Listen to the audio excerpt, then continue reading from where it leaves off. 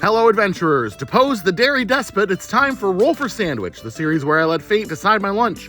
Let's go! Today's episode of Roll for Sandwich is sponsored by Melinda's. It's September, and that means it's tailgating season. And Melinda's makes the perfect sauces for your tailgating favorites, from burgers to wings and everything in between. They've provided all the sauces for today's D20 sauce roll. Excited to see which one we get. You can try Melinda's sauces from your local grocery store or by visiting melindas.com. Let's get things started with our roll for bread. 6. Everything sourdough. Sourdough plus everything bagel seasoning is a match made in heaven. Definitely a fan of this delicious bread. We're going to use our toast bread cantrip to get it toasted up for us. And there we go, nice and toasted up and ready for our sandwich fillings. Hopefully, only good ones. Next up, let's roll for main. 9. Ham. Ham has definitely been a key player so far in Season 9, and I'm not complaining. I'm definitely a fan of a good ham sandwich, and I will take a streak of good luck. Let's roll for some cheese. 2. Provolone. All right, nothing wrong with a little provolone. It's mild and creamy with a little bit of smoke flavor. It'll go just fine with our ham. Let's roll up some roughage. 5 onion and 10 pickled jalapenos. The onion I have today is a white onion. I try to use up what I have, though when putting raw onion on a sandwich, I typically prefer red onion. Still, this will be just fine. That'll give us a nice little crunch. The jalapenos will do a lot more for our sandwich overall. It'll add some spice as well as some much needed acid to cut through the fat of the cheese and ham. Now, we do know our sauce is going to be a Melinda's hot sauce, so hopefully we're not overloading on our spice by adding jalapenos. Let's get wild with the wild magic roll. 6. Kelp chocolate.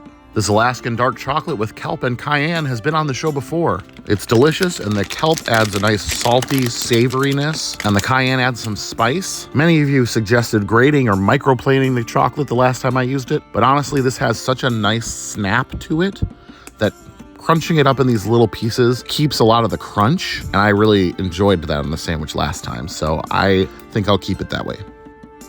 And last but not least, it's our Melinda's D20 sauce roll. 11. Habanero honey mustard. Oh yeah, this is one of my favorite Melinda's sauces. Though it's a bit on the spicy side for me, the combination of habanero and honey mustard is just such a great flavor.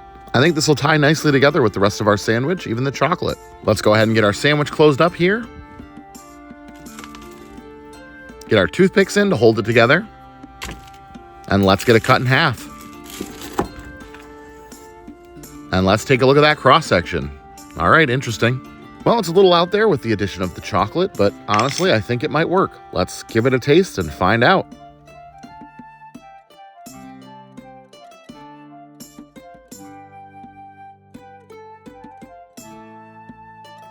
Yeah, that's pretty good. That chocolate was a little bit of a curveball, but it's really not very sweet. It's more bitter and savory and mixes with the heat really nicely. The acid from the hot sauce and the jalapenos cuts through the fatty ham and the cheese, balancing it out pretty nicely. It is definitely on the spicy side, but definitely not unbearable. It's a nice complex mix of flavors, and yet they all work together nicely. I think it would have been nicer with an additional sauce, maybe a creamy mayo or something to balance everything out. But as it is, pretty good. Not bad at all. Not bad at all.